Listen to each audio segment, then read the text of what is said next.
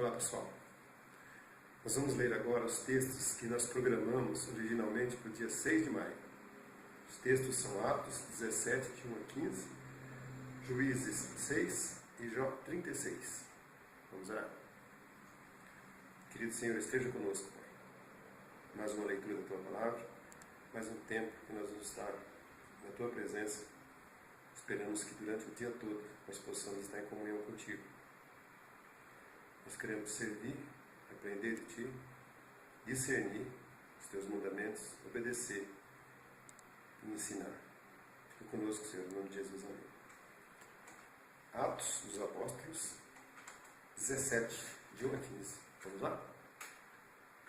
Bom, tendo passado por Anfípolis e Apolônia, chegaram a Tessalônica, onde havia uma sinagoga de judeus. Paulo, segundo o seu costume, foi procurá-los e por 3 sábados arrazoou com eles acerca das Escrituras, expondo e demonstrando ter sido necessário que o Cristo padecesse e ressurgisse dentre os mortos. Ele dizia que é o Cristo Jesus que eu vos anuncio. Alguns deles foram persuadidos e unidos a Paulo e Silas, bem como numerosa multidão de gregos piedosos e muitas distintas mulheres. Os judeus, porém, movidos de inveja, trazendo consigo alguns homens maus dentre a malandragem, ajuntando a turba, alvoroçaram a cidade e, assaltando a casa de Jason, procuravam trazê-los para o meio do povo. Porém, não os encontrando, arrastaram Jason e alguns irmãos perante as autoridades, clamando: estes que têm transtornado o mundo chegaram também aqui, os quais Jason hospedou. Todos esses procedem contra os decretos de César, afirmando ser Jesus outro rei.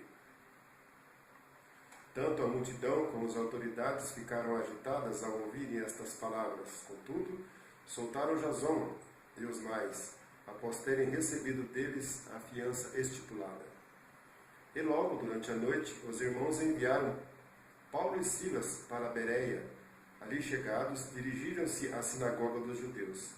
Ora, estes de Bereia eram mais nobres que os de Tessalônica, pois receberam a palavra com toda a avidez, examinando as Escrituras todos os dias, para ver se as coisas eram de fato assim. Com isso, muitos deles creram, mulheres gregas de alta posição e não poucos homens. Mas logo que os judeus de Tessalônica souberam que a palavra de Deus era anunciada por Paulo também em Bereia, foram lá excitar e perturbar o povo.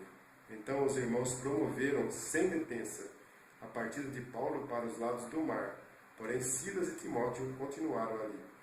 Os responsáveis por Paulo levaram-no até Atenas e regressaram fazendo ordem a Silas e Timóteo para que, o mais depressa possível, fossem ter com ele. Bom, agora vamos ver Juízes 6. Fizeram os filhos de Israel o que era mal perante o Senhor. Por isso o Senhor os entregou nas mãos dos midianitas por 7 anos. Prevalecendo o domínio dos midianitas sobre Israel, fizeram estes para si, por causa dos midianitas, as covas que estão nos montes e as cavernas e as fortificações. Porque cada vez que Israel semeava, os midianitas e os amalequitas, como também os povos do Oriente, subiam contra ele. E contra eles se acampavam, destruindo os produtos da terra até as vizinhanças de Gaza. E não deixavam em Israel sustento algum, nem ovelhas, nem bois, nem jumentos. Pois sabiam com os seus gados e tendas, pois subiam com os seus gados e tendas e vinham como gafanhotos em tanta multidão, que não se podiam contar, nem a eles nem aos seus camelos, e entravam na terra para destruir. Assim Israel ficou muito debilitado com a presença dos midianitas. Então os filhos de Israel clamavam ao Senhor. Tendo os filhos de Israel clamado ao Senhor por causa dos midianitas, o Senhor lhes enviou um profeta e lhes disse: assim diz o Senhor, Deus de Israel: eu é que vos fiz subir do Egito e vos tirei da casa da servidão. E vos livrei da mão dos egípcios e da mão de todos quantos vos oprimiam. e os expulsei de diante de vós, e vos dei a sua terra. E disse: Eu sou o Senhor vosso Deus, não temais os deuses dos amorreus, em cuja terra habitais. Contudo, não destes ouvidos à minha voz. Então veio o anjo do Senhor, e assentou-se debaixo do carvalho que está em Ofra, que pertencia a Joás, Abiesrita, e Gideão, seu filho, estava malhando o trigo no lagar, para o pôr a salvo dos midianitas. Então o anjo do Senhor lhe apareceu e lhe disse: O Senhor é contigo, homem valente. Respondeu-lhe Gideão: Ai, Senhor meu, se o Senhor é conosco, por que nos sobreveio tudo isso? E que é feito de todas as suas maravilhas que nossos pais nos contaram, dizendo: Não nos fez o Senhor subir do Egito? Porém agora o Senhor nos desamparou e nos entregou nas mãos dos midianitas. Então se virou o Senhor para ele e disse: Vai nessa tua força e livra Israel da mão dos midianitas. Porventura não te enviei eu? E ele lhe disse: Ai, Senhor meu, com que livrarei Israel? Eis que a minha família, a mais pobre em Manassés, e o menor da casa do meu pai. Tornou-lhe o Senhor: Já que eu estou contigo, ferirás os midianitas, como se fossem um só homem. Ele respondeu: Se agora achei merecer diante dos teus olhos, dá-me um sinal de que és tu, Senhor, que me falas. Rogo-te que daqui não te aparteis até que eu volte e traga a minha oferta e a deponha perante ti. Respondeu ele: Esperarei até que voltes. Então entrou Gideão e preparou um cabrito e bolos asmos, de um efa de farinha e carne. A carne pôs num cesto, e o caldo numa panela, e trouxe-o até debaixo do carvalho e lhe apresentou. Porém o anjo de Deus lhe disse: Toma a carne e os bolos asmos, põe-nos sobre esta penha e derrama-lhes por cima o caldo. E assim o fez. Estendeu o anjo do Senhor a ponta do cajado que trazia na mão e tocou a carne e os bolos asmos. Então subiu o fogo da penha e consumiu a carne e os bolos. E o anjo do Senhor desapareceu de sua presença. De Gideão, que era o anjo do Senhor, lhe disse: Ai de mim, Senhor Deus, pois vi o anjo do Senhor face a face. Porém o Senhor lhe disse: Pai seja contigo, não temas, não morrerás. Então Gideão edificou ali um altar ao Senhor e lhe chamou de O Senhor é Paz. Ainda até o dia de hoje está o altar em Ofra, que pertence aos Abiesritas. Naquela mesma noite lhe disse o Senhor: Toma um boi que pertence a teu pai, a saber, o segundo boi de 7 anos, e derriba o altar de Baal, que é de teu pai, e corta os poste ídolo que está junto ao altar. Edifica ao Senhor teu Deus um altar no cimo deste baluarte, em camadas de pedra, e toma o segundo boi, e oferecerás em holocausto com a lenha do poste ídolo que vieres a cortar.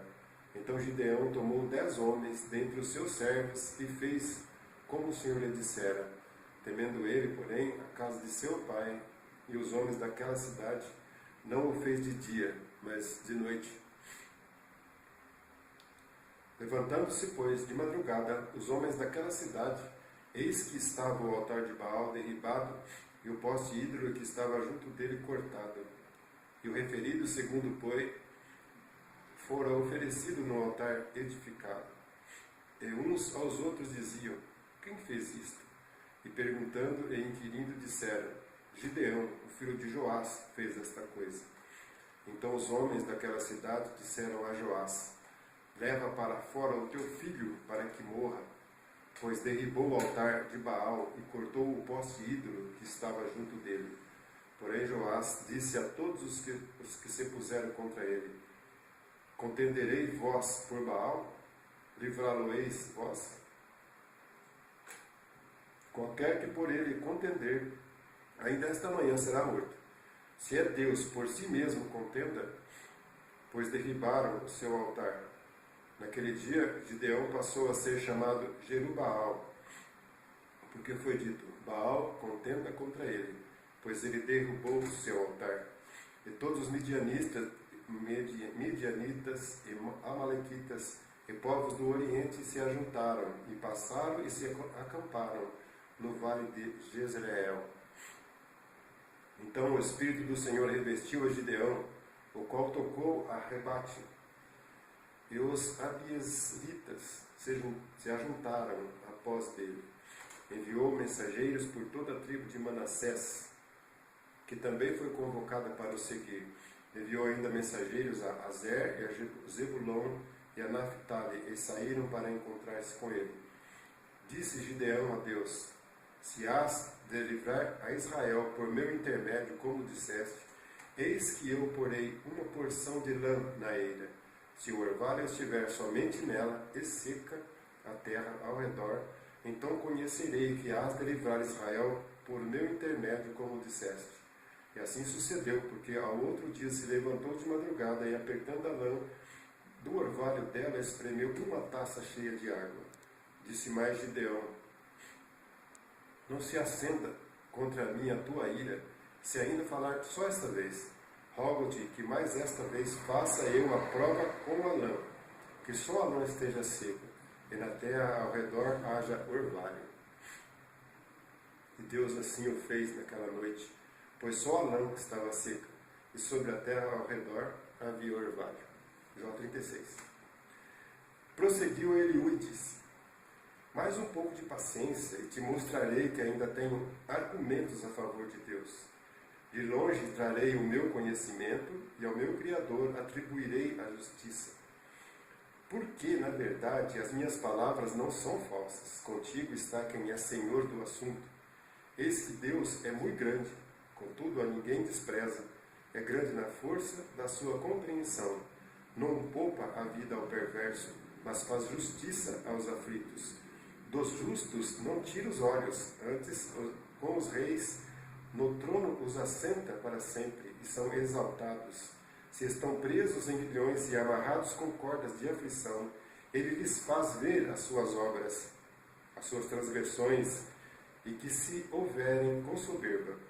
Abre-lhes também os ouvidos para a instrução, e manda-lhes que se convertam da iniquidade. Se o ouvirem e o servirem, acabarão seus dias em felicidade, e os seus anos em delícias. Porém, se não o ouvirem, serão traspassados pela lança e morrerão na sua cegueira. Os ímpios de coração amontoam para si a ira. Agrilhoados por Deus, não clamam por socorro. Perdem a vida na sua mocidade e morrem entre os prostitutos cultuais. Ao aflito livra por meio da sua aflição, e pela opressão lhe abre os ouvidos. Assim também procura tirar-te das fauces, da angústia, para um lugar espaçoso, em que não há aperto, e as iguarias da tua mesa seriam cheias de gordura. Mas tu te enches do juízo. Do perverso, e por isso o juízo e a justiça te alcançarão.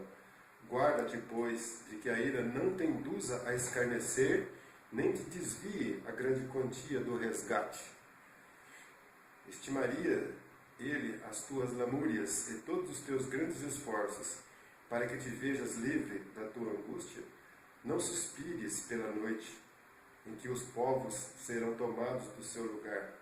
Guarda-te, não te inclines para a iniquidade, pois isso prefere a tua miséria. Eis que Deus te mostra grande em seu poder. Quem é mestre como ele? Quem lhe prescreveu o seu caminho, ou quem lhe pôde dizer: praticaste a injustiça? Lembra-te de lhe magnificares as obras que os homens celebram. Todos os homens as contemplam, de longe as admira o homem. Eis que Deus é grande, e não o podemos compreender. O número dos seus anos não se pode calcular, porque atrai para si as gotas de água que de seu vapor destilam em chuva. qual as nuvens derramam e gotejam sobre o homem abundantemente. Acaso pode alguém entender ou estender-se das nuvens e os trovões do seu pavilhão? Eis que estende sobre elas o seu relâmpago e encobre as profundezas do mar. Pois por estas coisas julga os povos e lhes dá mantimento em abundância. Enche as mãos de relâmpagos e os dardeja contra o adversário. O fragor da tempestade dá notícias a respeito dele. Dele que é zeloso na sua ira contra a injustiça. Obrigado, Pai, por mais essa palavra que o Senhor nos trouxe. Está escrita há tanto tempo. Ela é viva, poderosa, verdadeira, que ela pode encher o nosso coração com a tua alegria, com o teu amor. Nos dá o discernimento necessário, Senhor, o entendimento, para que possamos nos alimentar, para que esse alimento se transforme em dádiva às pessoas que estão à nossa volta. Obrigado, Pai. Esteja conosco, em nome de Jesus. Amém.